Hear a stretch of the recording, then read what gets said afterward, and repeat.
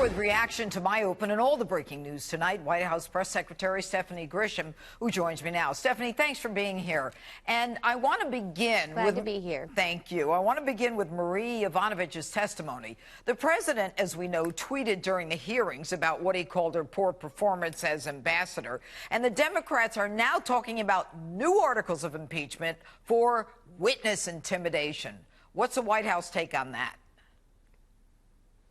You know, it's interesting to me. I would say that what Adam Schiff did to Congresswoman Stefanik could be intimidation. I would say that something that a cable network did to one of our senior advisors, Kellyanne Conway, this week, that could be looked at as intimidation. That tweet was the president's opinion, which he has a right to have.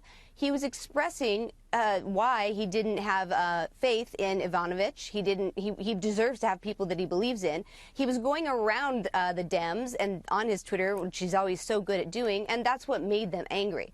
I would also say I think it's laughable that we started with the word quid pro quo. Now we've moved to bribery. Now we're going to intimidation. I realize the Dems are polling what kind of words are hitting us the hardest, but I think the American people are seeing this too, which is why we wanted these sham things opened up to the public anyway. Well, and you know, today there was testimony that was released involving two individuals that say that it could be very damaging to the president. Not Taylor. I believe that the individuals, Williams is one, and Morrison.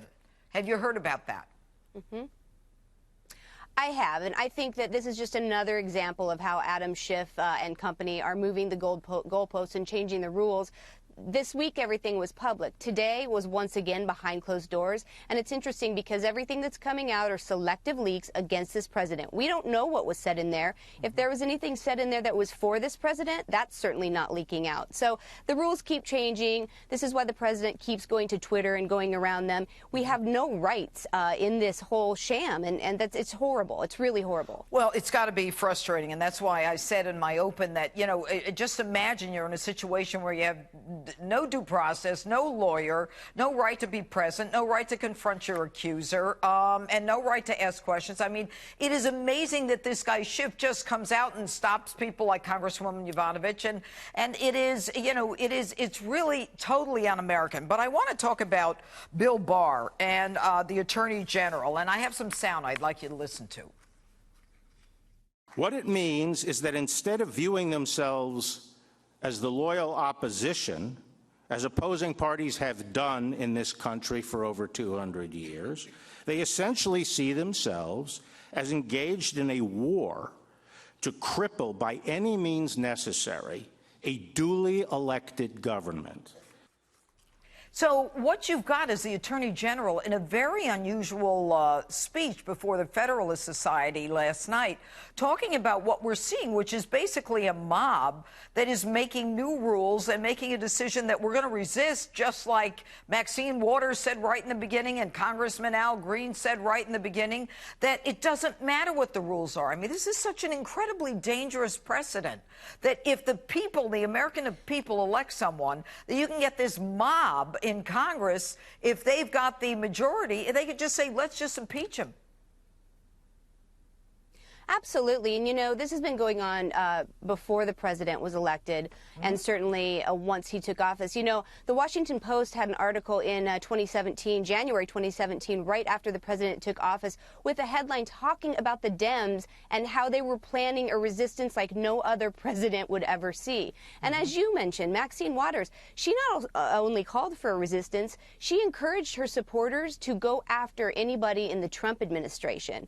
And then, you know, election night, I've got to tell you, I was with the press, and I did see media with tears in their eyes because they were so upset over this president getting elected. We've gone from the Russia hoax, now we're at impeachment. So this has been a concerted effort, and this shouldn't happen to any president. I don't care what party you're in. Right. And, you know, Russia, and then resistance, and then racism, and then it was the economy. And by the way, didn't the economy yesterday hit some high that it's never hit before, the stock market? On Friday, it hit an all-time high. Absolutely. And I mean, the president's economic his economic rules are working, and all of his policies are working. It's just that we're not getting any coverage of it because the media doesn't want. They just don't want people to see his success. It's amazing. The hatred is just amazing. I get politics. I mean, I have run for office 5 times. Never seen anything like this. But I do want to talk to you about what a lot of people are talking about on social media, and that is the president's visit today to Walter Reed. I understand it wasn't a scheduled annual visit. Can you tell us what it was? Yeah, absolutely. We've got a really busy year ahead, as you can imagine. And so the president decided to go to Walter Reed and kind of get a head start with some routine checkups as part of his annual exam. That's all it was. It was very routine. We had a down day today, and so he made the decision to head there. And there's no truth to the rumors that it was something else, because the rumors are flying. Oh, the rumors are always flying. Absolutely not. He is healthy as can be. I put a statement out about that. He's got more energy than anybody in the White House. That man works from 6 a.m. until, very, very late at night. He's doing just fine. You know, Stephanie, he's almost superhuman. I don't know how anyone can deal with what he's dealing with. It's just, I mean, I get frustrated with what's going on in Washington. I mean, I want to throw things at the television, but I don't. But anyway, Stephanie Grisham, so good to have you on tonight. Thanks for being with us.